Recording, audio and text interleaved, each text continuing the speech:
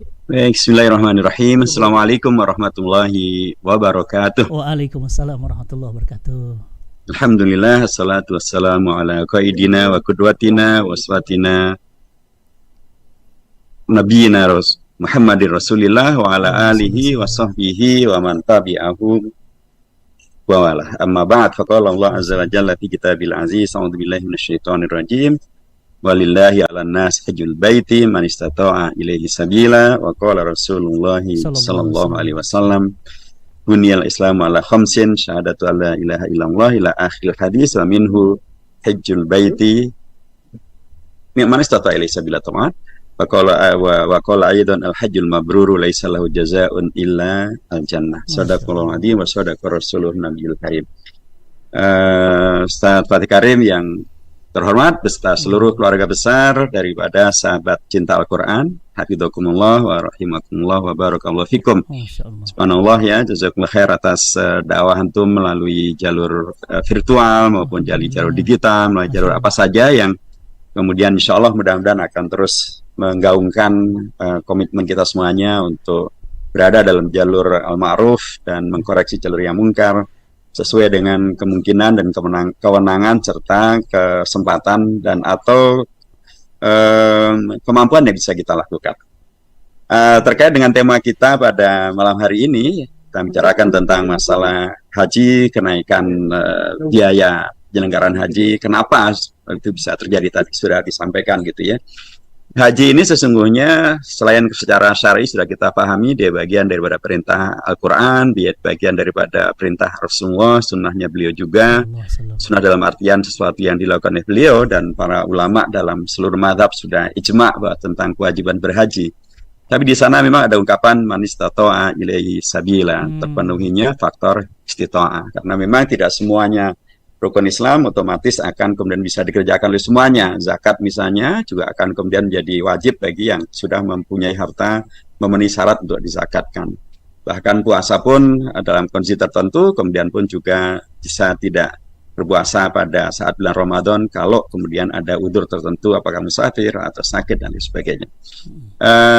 Tetapi bukan berarti kemudian akan dilakukan hal-hal yang membuat terkait dengan istitoah itu menjadi sesuatu yang dijadikan dalih untuk kemudian membuat haji menjadi sangat mahal sehingga kemudian yang tidak masuk kategori istitoah kemudian dianggap tidak perlu berhaji. Padahal permasalahannya bukan di istitoahnya itu sendiri, tetapi istitoah pengelolaan amanah dan kewenangan pengelolaan tentang berhaji ini juga menjadi sangat dipentingkan. Kita juga penting untuk mengingatkan kembali bahwa haji ini atau jamaah haji Indonesia itu adalah nama yang luar biasa harum di mata dunia. Kalau kita pergi kemana saja, kemudian kita mengenalkan diri atau diperkenalkan sebagai orang dari Indonesia, biasanya mereka langsung mengatakan, waduh luar biasa jamaah haji dari Indonesia. Rapi-rapi, mereka kompak, mereka tidak ada yang ribut, mereka subhanallah, nama Indonesia terangkat di dunia internasional karena haji dan karena jemaah haji.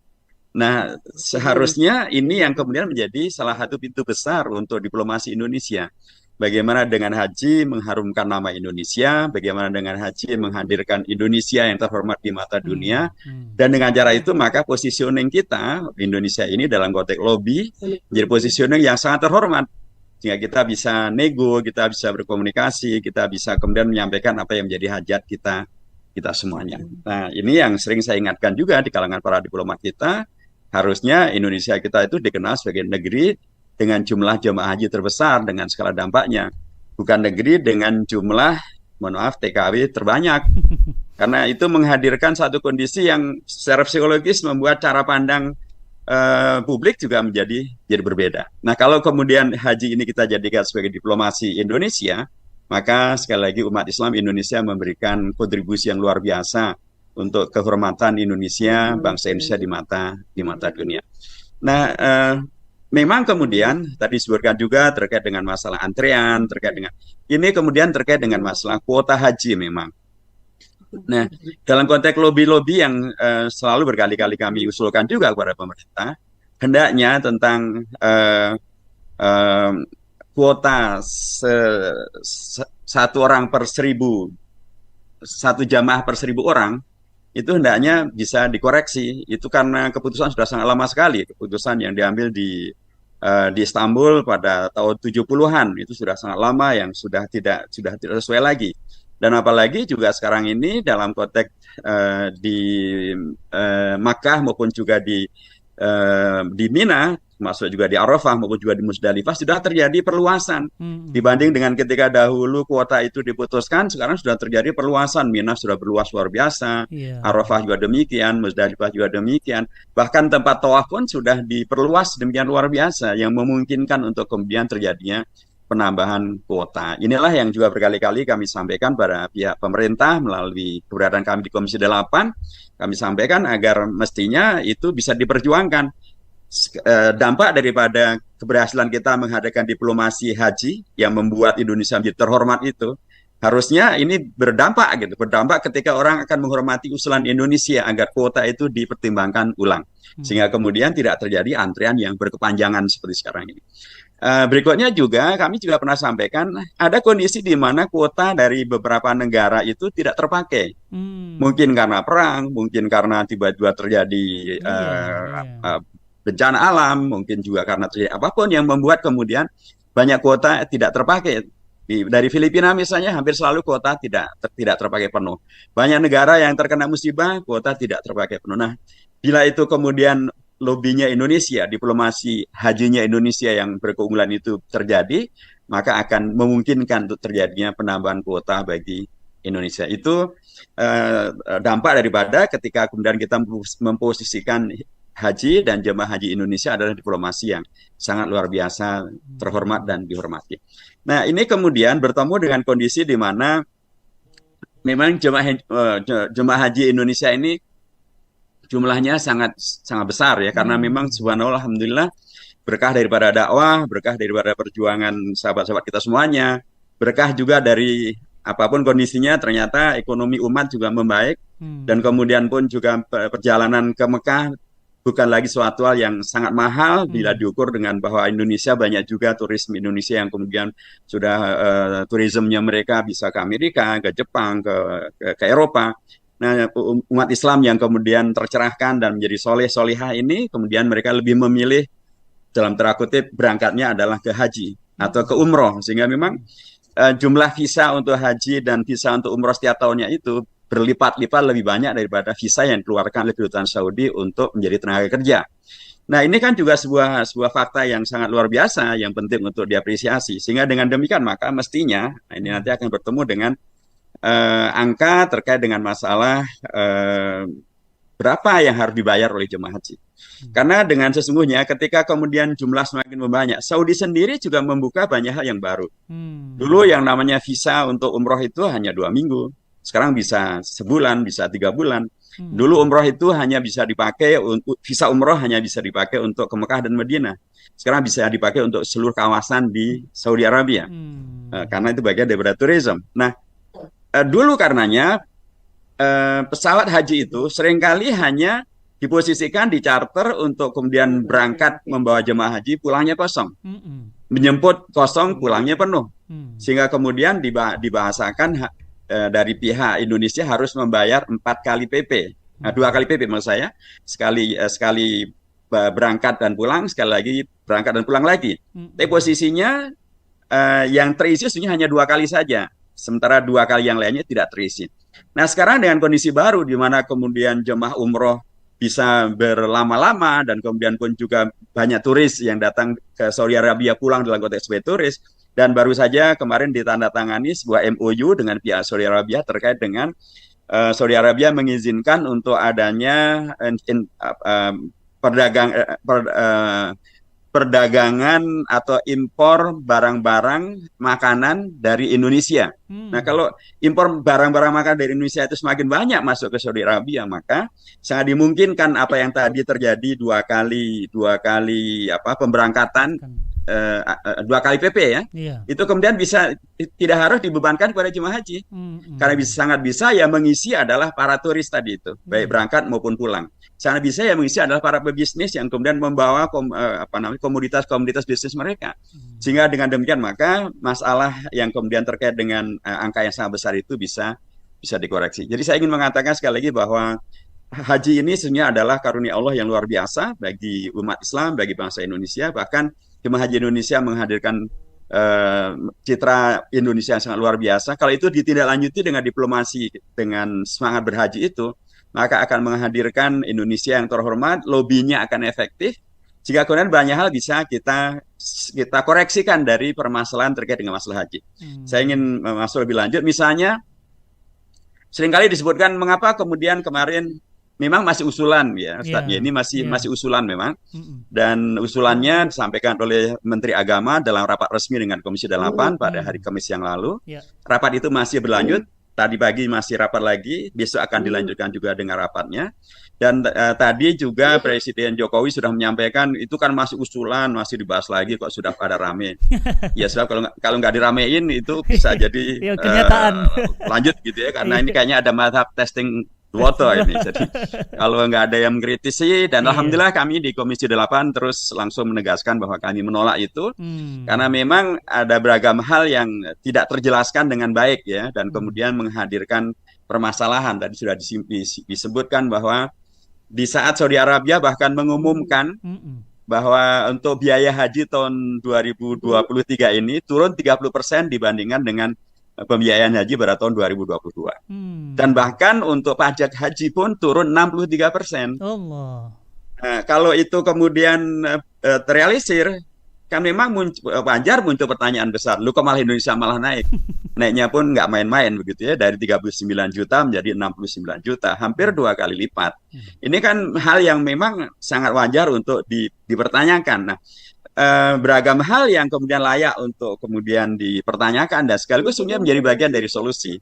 Memang kadang-kadang ada yang kemudian membandingkan, coba deh dibandingkan. Sekarang itu harga biaya untuk haji dan biaya untuk umroh. Ya. Biaya untuk umroh itu seminggu saja itu bisa 30 juta rupiah. Itu ekonomi juga gitu ya. Sementara haji 40 hari. Yang disetorkan 25 juta kemudian menjadi 39 juta tahun yang lalu yang disetorkan oleh jamaah gitu ya. Bagaimana merasionalkan seminggu 30 juta, ini 4 minggu, malam 40 hari 39 juta gitu ya. Padahal dalam komponen haji itu ada pembiayaan yang bukan sekedar Mekah Madinah seperti dalam konteks umroh gitu ya. Ini kan ada juga di Masyair, ada juga ke Minanya, kemudian ke Arafah, ke Musdalifah, dan itu bukan hanya 1 hari gitu kan, ke Mina bisa 2-3 hari, bahkan ada 4 hari gitu. Nah ini kan bisa terbayangkan komponen pembiayaannya memang tidak akan kemudian menjadi sesederhana seperti yang diperkirakan. Nah tetapi pemerintah ini menjelaskannya menjadi suatu yang ribet, tiba-tiba dari 39 juta menjadi 69 juta. Tiba-tiba ada istilah subsidi. Nah, bagaimana kemudian subsidi itu bisa dimengerti ketika sesungguhnya semua pembiayaan ini bukan dari pemerintah, bukan dari APBN, tapi dari akumulasi biaya dana haji yang disetorkan oleh jamaah atau calon jamaah haji masuk ke bank yang ditunjuk oleh pemerintah dan kemudian dikelola keuangannya oleh BPKH. Lah ini kan semua uangnya para jamaah, kok tiba-tiba kemudian diklaim subsidi dari pemerintah. Malah ada yang bilang dibayarkan oleh pemerintah. Pemerintah nombok dari mana? Itu kan nggak ada urusannya dengan pemerintah. Ini sepenuhnya adalah uang dari jamaah untuk jamaah. Nah, ada beragam komponen yang lain yang di sana juga tidak mudah untuk dijelaskan begitu saja ya. Misalnya tiba-tiba muncul angka untuk tiket 33,9 juta. Padahal kalau kita searching langsung misalnya untuk tiket pada musim haji tahun 2023 ini angkanya sekitar 17-20 juta. Ya. Ada yang mengatakan, iya Pak Ustadz, kalau 17-20 juta itu 1 kali PP, pulang dan pergi. Tapi ini jemaah haji ini, maskapai haji ini kan bukan 1 kali PP, mereka 2 kali PP. Karena tidak ada yang mau mengangkut jemaah hanya dalam posisi pulang dan pergi saja. Tapi pulang dibayar penuh, pergi balik ke Indonesia kosong dibayar penuh, nanti menjemput jemaah haji dalam keadaan kosong dibayar penuh, pulang dibayar penuh lagi. Dari dulu kami mengkoreksi dan tidak setuju dengan pola ini. Kan ini zalim namanya. Jemaah haji nggak naik pesawat kok malah membayar penuh pulang perginya gitu. Harusnya kan hanya sekali yang dinaiki saja yang harus dibayar. Ketika dia berangkat, oke, dia harus bayar penuh. Dan pulang. Ketika dia pulang, dia bayar penuh lagi. Tapi yang dia tidak naikin kok harus bayar? Nah, di tingkat ini harusnya pemerintah betul-betul melakukan kewajibannya. Ada yang mengatakan karena tidak ada pesawat yang mau mengangkut dalam posisi membayar dalam konteks yang penuh itu. Saya bilang nonsen. Coba berani tender terbuka. Iya dong. Sekarang kita tahu bagaimana maskapai seperti Oman, seperti Saudi Arabia, Saudi maksud saya, apalagi Qatar Airways ataupun Emirates ataupun Etihad. Sehari mereka bisa seperti Qatar atau Emirates atau ya itu sehari bisa 2 kali.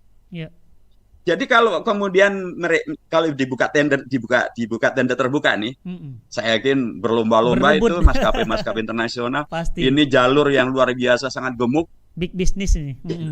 Ya, dan kalau misalnya kemudian mereka nggak akan kosong ketika misalnya mereka ngambil dari Indonesia penuh jemaah haji. Pulangnya mereka jamaah dari ataupun dari mana saja sudah menunggu antrean itu untuk naik Qatar Air ataupun naik ke Emirates atau Etihad atau bahkan Oman Air. Iya.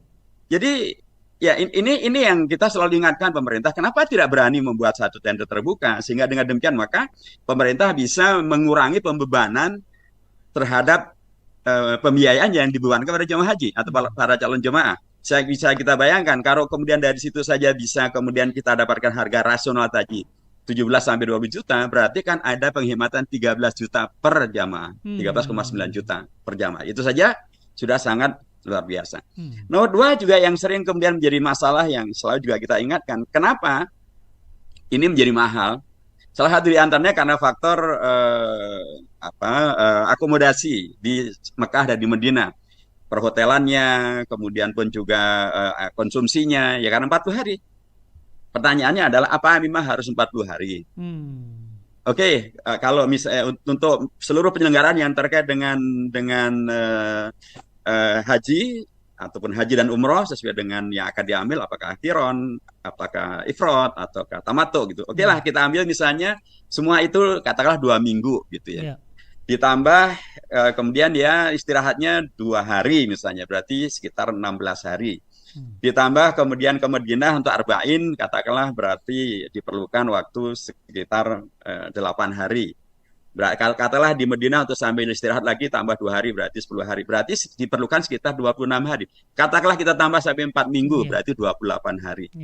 Kalau 28 hari itu bisa dipergunakan untuk keberadaan jemaah haji di Madinah, itu kan juga kemudian akan pasti menurunkan biaya penyelenggaraan haji, ya.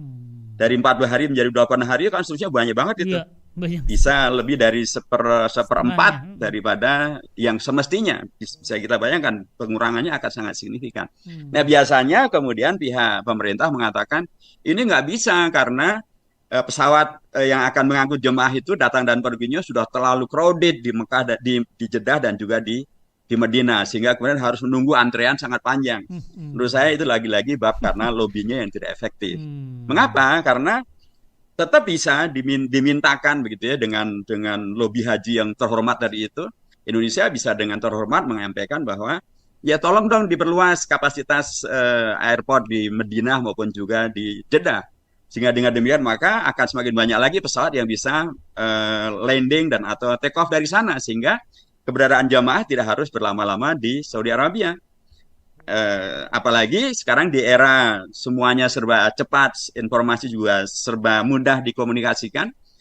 Saya yakin jamaah haji sekarang ini beda dengan yang dulu. Kalau dulu karena komunikasi tidak lancar ya, bahkan dulu belum ada video call dan lain sebagainya, jamaah haji makan asik saja di Mekah dan di Madinah.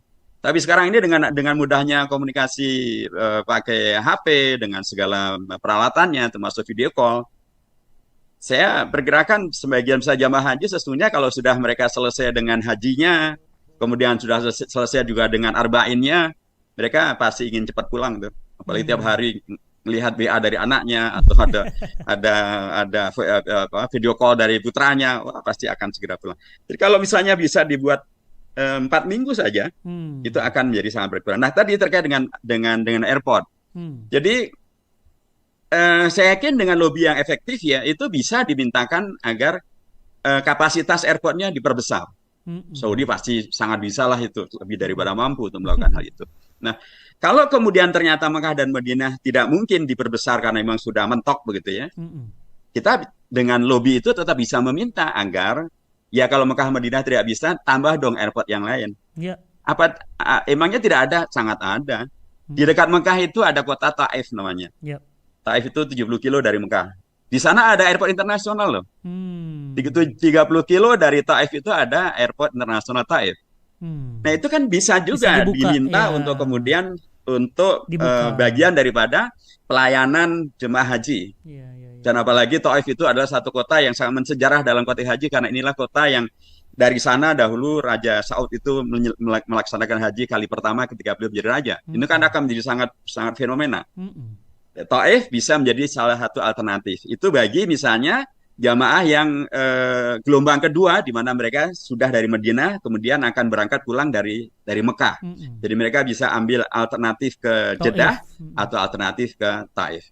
Ya. Dari Madinah itu juga bisa nanti dibawa ke airport yang tidak jauh dari Madinah, dibawa ke airport Qasim. Qasim itu dari Madinah 477 km, sekitar 4,5 jam perjalanan. Saya yakin jamaah haji kalau diberi alternatif, Anda tambah tinggal di Madinah beberapa hari, mau atau Anda ingin cepat pulang ke Indonesia lewat Qasim, saya perkirakan lebih banyak ingin cepat pulang ke Indonesia lewat Qasim. Kalaupun nggak Qasim, bisa juga ke Riyadh. Ke Riyadh itu 8 jam dari Madinah. Jadi kalau lewat jalan darat itu kan menambah sisi rehlahnya jamaah haji gitu ya. Jadi setelah haji kemudian ziarah, kemudian berjalan melihat karunia Allah yang bernama pada pasir atau bangunan yang ada di Saudi Arabia. Jadi ada saja alternatif itu. Jadi ketimbang kemudian berlama-lama di Saudi Arabia dengan penambahan pembiayaan yang sudah semakin membesar, sementara kewajiban haji sudah dilaksanakan, umroh sudah dilaksanakan, ziarah sudah selesai, arba'in sudah selesai. Ada alternatif. Kalau dari Madinah bisa ke Qasim atau bisa ke Riyadh. Kalau di Mekah bisa ke Taif. Nah, kalau pemerintah fokus untuk melakukan diplomasinya yang efektif sehingga kemudian bisa mendapat tadi kuota bisa ditambah, kemudian pun juga maskapai bisa kemudian diperluas jenisnya dengan kontrak terbuka, sehingga dengan cara itu maka harga bisa kembali normal gitu ya, tidak harus 2 kali PP tadi, cukup 1 kali PP saja. 1 kali PP penuh aja itu sudah keuntungan luar biasa. Jarang sekali kan penerbangan yang perginya penuh, pulangnya penuh lagi kan jarang. Biasanya 75% aja sudah untung luar biasa. Nah, kemudian juga tadi kepulangannya juga bisa dipercepat karena setelah yang wajib dan sunnah sudah dilaksanakan, haji sudah selesai, umroh sudah selesai, kemudian pun juga ziarah sudah selesai, arba'in sudah selesai, kemudian istirahat sebentar sudah selesai, ke suk tamernya juga sudah selesai begitu ya. Kemudian pulang, diberi alternatif, apakah Taif atau ke Qasim atau ke Riyadh. Itu akan menjadi solusi yang sangat-sangat luar biasa. Nah, bagian daripada yang bermasalah yang lain adalah seringkali kemudian kita atau Indonesia ini mendapatkan harga yang mahal dalam konteks akomodasi di Mekah atau di Madinah, karena beda dengan Malaysia. Malaysia itu melakukan kontrak jangka panjang, sehingga dengan demikian mereka bisa mendapatkan harga yang relatif lebih mudah, lebih murah gitu ya, dan bahkan juga dengan kedekatan jarak yang lebih dekat kepada Masjidil Haram, Makkah maupun Madinah. Nah, di Indonesia kita sering gagap-gagap, jadi kontrak dilakukan per tahun. Ini tentu saja akan menghadirkan kondisi di mana harga tidak kompetitif, kemudian pun juga mendapatkan tempatnya juga sering tidak kompetitif. Jadi itu beberapa hal yang kemudian membuat tahun ini kemudian diusulkan harga naik. Sekalipun sekali lagi kami mengkritisi kalau besarannya karena masalah tiket, harga tiket begitu ya, mestinya yang kita usulkan tadi dijadikan sebagai solusi alternatif. Kalau katanya karena faktor aftur harganya naik, nah Pertamina malah mengumumkan 4 bulan terakhir ini harga aftur malah turun, bahkan kecenderungannya akan terus turun. Nah, ditambah lagi pengumuman dari Saudi Arabia yang bahkan sudah menurunkan biaya lokal di Saudi Arabia terkait dengan masalah haji hingga 30%. pajak hajinya pun juga turun 63%. Ini harusnya dikejar maksimal oleh pemerintah, sehingga dengan demikian maka kalaupun akan ada penyesuaian, karena kalau dibandingkan dengan kasus umroh tadi itu, tapi tidak akan kemudian menjadi sesuatu yang lonjakannya sangat mengagetkan gitu ya, apalagi dengan formula yang tadi saya sampaikan ya, dengan jenis penerbangan yang maskapai penerbangan yang beragam, sehingga kemudian bisa menghadirkan pemotongan harga tiket. Masa di Saudi Arabia yang juga tidak harus 40 hari, bisa cukup 4 minggu saja. Semuanya sudah terpenuhi, sehingga kemudian ada selisih 12 hari yang pasti itu juga jumlah hampir lebih dari seperempat gitu ya. Itu pasti juga akan, dari hari tiket bisa kepotong hampir separuh, kemudian dari akomodasi di Saudi Arabia bisa kepotong hampir seperempat. Kemudian pun juga tambahan dengan pengurangan biaya yang dipotong oleh Saudi Arabia itu sendiri. Kemudian juga oke lah kalaupun akan ada penyesuaian, pastilah tidak sampai 2 kali lipat seperti yang dibayangkan itu. Karena memang kita juga tidak bisa menutup mata tadi, bandingan sederhana terkait dengan umroh tadi itu memang menjadi bagian dari yang wajar untuk difikirkan secara sesungguhnya. Baik. Katanya dana haji itu dipakai infrastruktur, itu seperti apa penjelasannya? Ya, ini memang isu yang ramai di mana-mana aja. Tapi dalam rapat terbuka kami di Komisi 8 dengan BPKH, Badan Pengelola Keuangan Haji, mereka menegaskan tidak ada satupun rupiah yang dipergunakan untuk pembangunan infrastruktur. Jadi mereka menyampaikan bahwa dana haji itu kalaupun kemudian diinvestkan itu ke sukuk atau SPHN begitu ya, dan itu mereka yakini itu aman, dan terutama sesungguhnya aturan yang ada di Undang-Undang tentang Keuangan Haji itu ada aturan bahwa dari dana haji itu sudah disiapkan dana liquid, dana siap pakai begitu ya, untuk 2 kali musim haji. Jadi 2 kali musim haji itu disediakan anggaran tidak yang sudah disiapkan, yang siap pakai adalah 45 triliun rupiah. Jadi kalau ini memang betul-betul bisa amanah bisa dikelola, sesungguhnya lagi-lagi itu akan mengkritisi terkait dengan kenapa harus naik setinggi itu. Nah, itu dia. Karena bahkan dari dalam rapat kerja di Komisi 8, pihak Kementerian Agama dan BPKH dulu pada bulan Desember pernah menyampaikan bahwa dana haji yang bisa disiapkan untuk penyelenggaraan haji tahun 2023 ini ada sekitar 8,1 triliun, itu sudah siap, ready, sudah siap gitu ya. Tapi kemudian kami kaget karena pada bulan Januari berubah menjadi 7,1 triliun. Nah, tuh. Lebih kaget lagi ketika kemarin Pak Menteri Agama mengumumkan dana haji akan dipergunakan sekitar, atau dana manfaat haji yang dipergunakan dalam konteks penyelenggaraan haji tahun 2023, nilainya turun drastis jadi 5,9 triliun. Nah, ini berdampak kepada tadi kemudian naiknya pembebanan terhadap calon jemaah haji. Iya. So, ketika kemudian dana manfaat atau nilai manfaat dari keuangan haji itu 8,1 triliun, tentu kemudian pembebanan kepada jamaah pasti lebih kecil lagi. Iya. Kalau 7 triliun juga pasti tidak sebesar kalau itu adalah 5,9 triliun. Nah, ini kami di Komisi 8 sedang mendalami, sedang mempertanyakan kenapa terjadi perubahan dari 8,1 triliun menjadi 5,9 triliun. Ini sekarang proses rapat sedang berjalan. Bagian daripada kritik kita dan sekaligus koreksi kita terhadap apa yang kemarin sudah diajukan oleh Menteri Agama. Jadi ini rapat masih berjalan memang, dan memang semuanya memang masih usulan. Tapi ya mestinya usulannya jangan yang membuat orang terkaget-kaget dan tersar-sar gitu ya.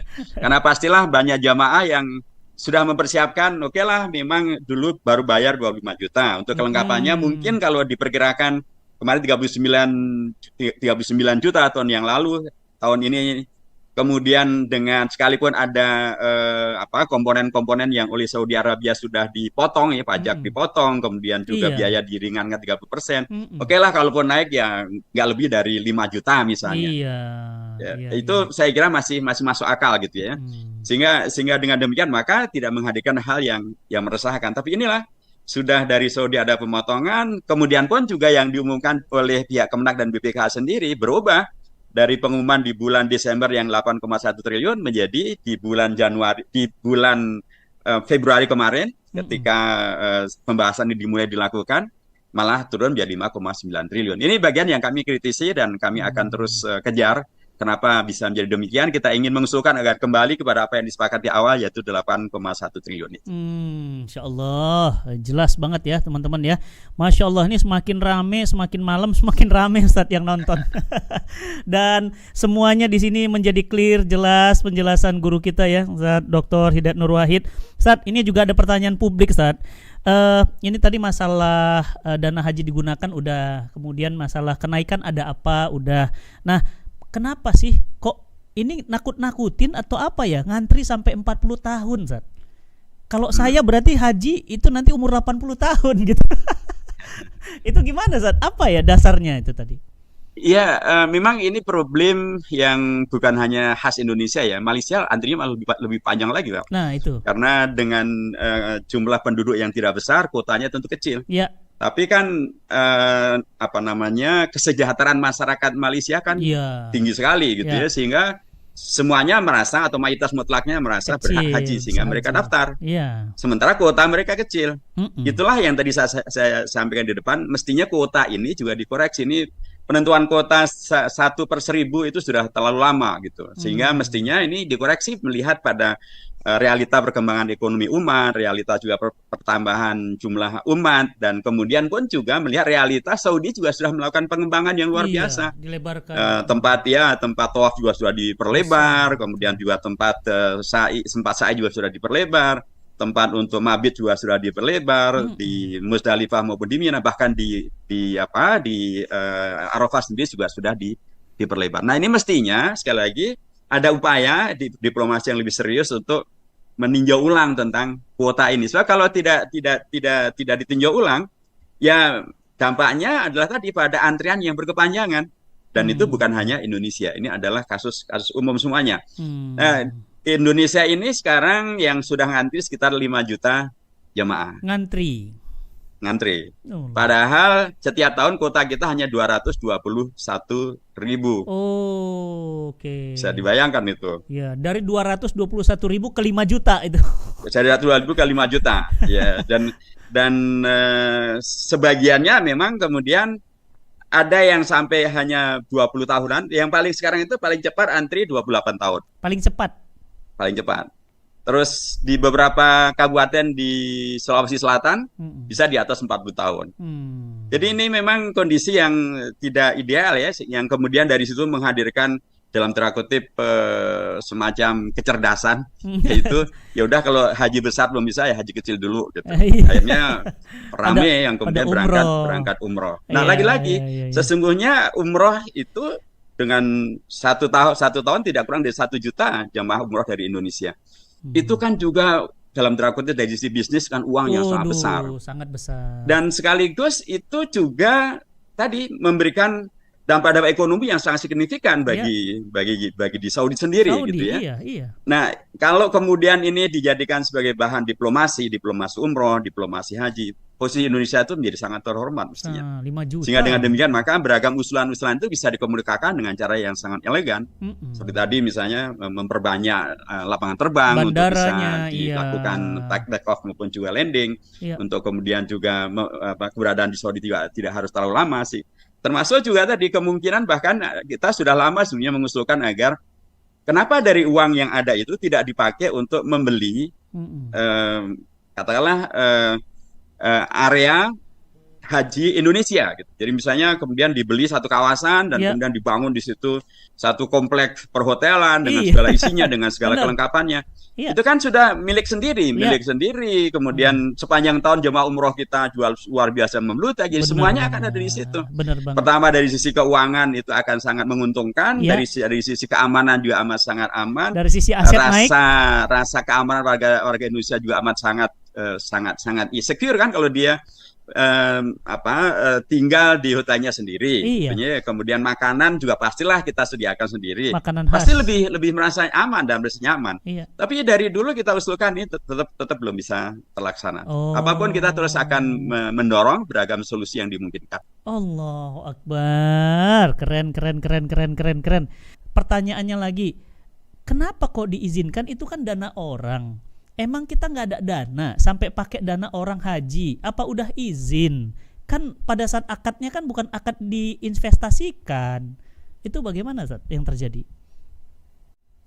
Ya, biasanya seperti yang disampaikan oleh Wapres Pak Haji Ma'ruf Amin, biasanya merujuk kepada kesepakatan umum. Katanya jemaah haji itu sudah menandatangani kesepakatan untuk kemudian menyerahkan pengelolaan dana haji kepada BPKH. Tanya begitu. Sehingga dari akad yang bersifat umum itu kemudian diberlakukanlah beragam kegiatan yang mereka juga dalam bahasa mereka meyakini bahwa yang dilakukan adalah atau yang rojih ataupun yang mungkin bisa terjadi adalah yang hanya membawa keuntungan. Tapi kalau potensi untungnya tidak ada atau potensi ruginya tinggi, mereka tidak ambil. Jadi karenanya ini yang juga kemudian kita juga kritisi sesungguhnya, karena hanya ingin cari aman itu, maka kemudian terjadilah ini ditaruh di sukuk yang kemudian nilai manfaatnya setiap tahun hanya sekitar 5%. Dan karena hanya 5%, maka dampaknya kepada jamaah dapatnya hanya sekitar 4%. Kalau 4% memang kemudian menjadi tidak sangat besar, sehingga itu yang kami usulkan juga ke depan mestinya dengan tetap mempertimbangkan kepada amanah, kehati-hatian dan tidak ada unsur merugi atau gharar gitu ya, tapi diberi keleluasaan bagi pihak BPKH untuk betul-betul bisa melakukan kegiatan untuk kemudian bisa menghadirkan keuntungan yang lebih banyak, lebih berlipat sehingga akan berdampak kepada sesuatu yang kemudian nanti menambah nilai manfaat bagi para calon jemaah. Soalnya kalau memang hanya, mohon maaf, kalau kemudian misalnya nih jemaah haji kemudian katakanlah menaruh uangnya di bank syariah, kemudian nilai manfaatnya setiap tahun katakanlah 5% atau 6%. Berarti kalau daftar tunggunya adalah 20 tahun misalnya, berarti kan keuntungan dia berarti sekitar 120%. 120% dari 25 juta berarti hanya sekitar 30 juta. Berarti yang dia akan dapatkan selama menunggu 20 tahun itu adalah uang maksimalnya hanya sekitar 55 juta. Ya kan? Padahal penyelenggaraan haji bisa jadi seperti sekarang yang dimunculkan ada 69 juta. Jadi ini juga bagian dari yang sesungguhnya kalau boleh disebut maksud awalnya itu ada baiknya, yaitu dalam rangka agar dana yang ada itu bisa kemudian mendapatkan persetujuan secara prinsip untuk dikembangkan, tapi dikembangkannya yang maksimal dong. Jangan dikembangkan tapi kemudian ternyata dalam tanda kutip juga tidak bisa diakses secara maksimal. Sekarang dana haji itu yang ada di BPKH tidak kurang dari 150 triliun rupiah. Allah. Kalau 150 triliun itu kemudian liquidnya misalnya tadi sebutkan angka 42 triliun rupiah.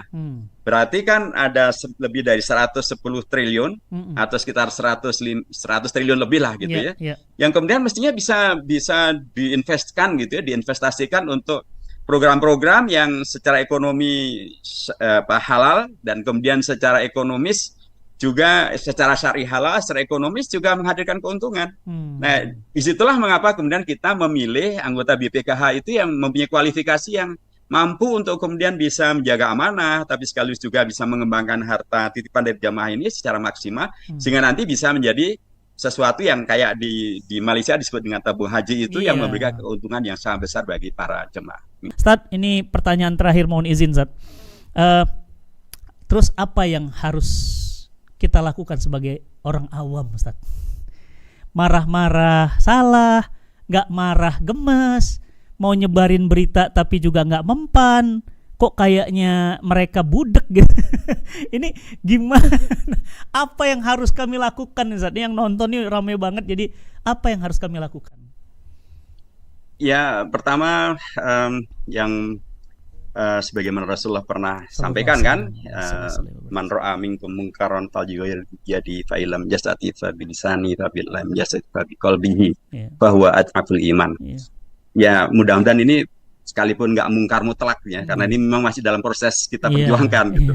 Tapi ingkar bil qalb itu minimal. Dan dari situ akan kemudian menghadirkan amal bil jawarih, yaitu melalui doa. Tolong doakan agar beliau-beliau pengambil keputusan di tingkat eksekutif, menteri, BPKH dan lain sebagainya itu kemudian tercerahkan untuk bertemu dengan beragam solusi yang sebagiannya tadi saya tawarkan. Amin. Sehingga dengan demikian maka mereka juga nggak harus pusing nih, seolah-olah kan nggak ada alternatif lain gitu. Padahal kan banyak alternatif. gitu kan? Kayak buntu. Seolah-olah Kayak buntu. ini pesawat harus kita bayar Iya. 2 kali PP. Padahal kan nggak harus begitu. Iya, iya. Seolah-olah harus 40 hari lah, siapa yang nyuruh 40 hari? Gitu kan. Padahal kalau dibuat survei begitu ya, jamaah ini maunya berapa hari sih? Saya Iya. kok berkeyakinan mereka mau cukup lama, tapi yang proporsional ya tengahannya ya tadi mungkin 4 minggu gitu ya. Jadi kita doakan agar beliau-beliau juga akan kemudian dimudahkan untuk mendapatkan pencerahan, bertemu dengan beragam solusi-solusi yang kemudian bisa menghadirkan hal yang membawa kepada pemudahan dan kemudahan. Termasuk juga tadi dimudahkan agar mereka juga berani melakukan lobby yang efektif, sehingga bisa meyakinkan pihak Saudi Arabia untuk kemudian tadi memperbanyak airportnya, untuk kemudian juga memperlebar potensi daripada airport yang ada di sana, sebagaimana yang sudah dilakukan terhadap perluasan tempat tawaf, tempat sa'i, tempat mabit dan lain sebagainya itu.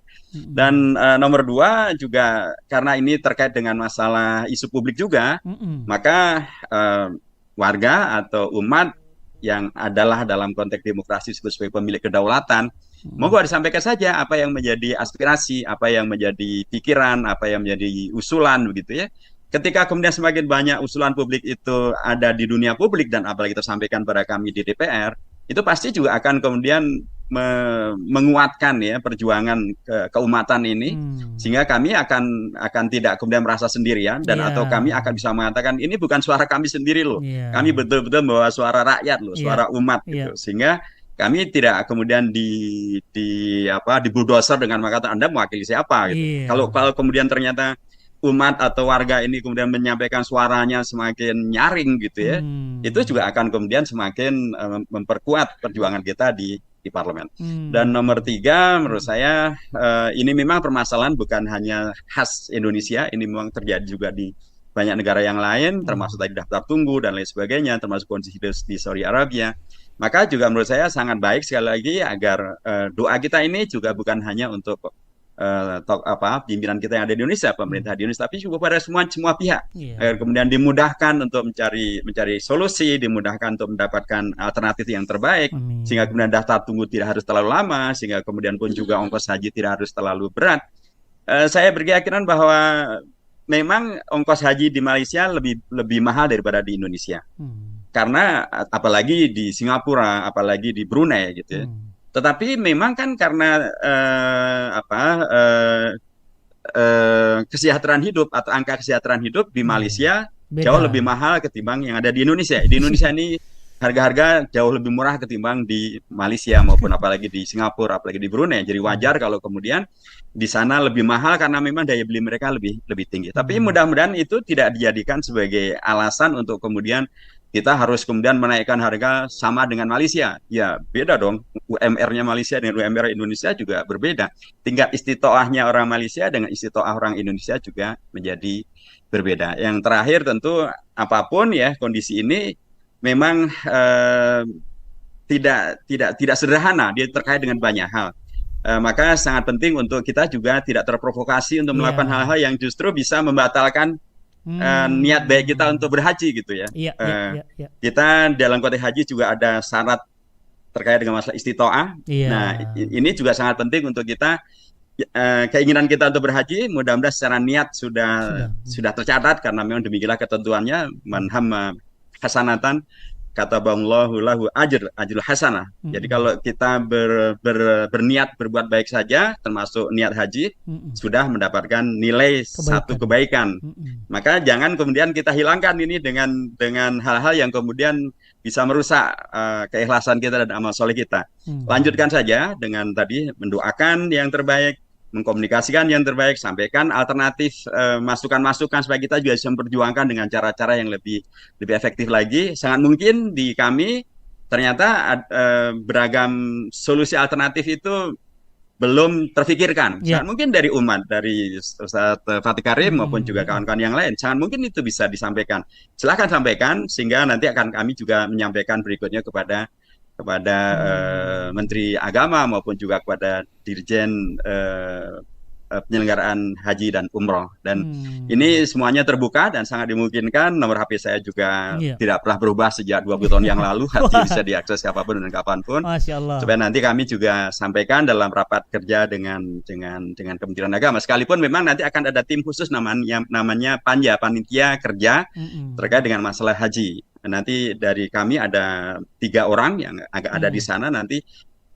Sekali saya tidak termasuk dalam panitia kerja itu, tapi saya bisa menyampaikan beragam usulan-usulan yang ada kepada mereka untuk ditindaklanjuti kepada Menteri Agama maupun juga Dirjen Penyelenggaraan Ibadah Haji dan Umroh maupun juga kepada BPKH.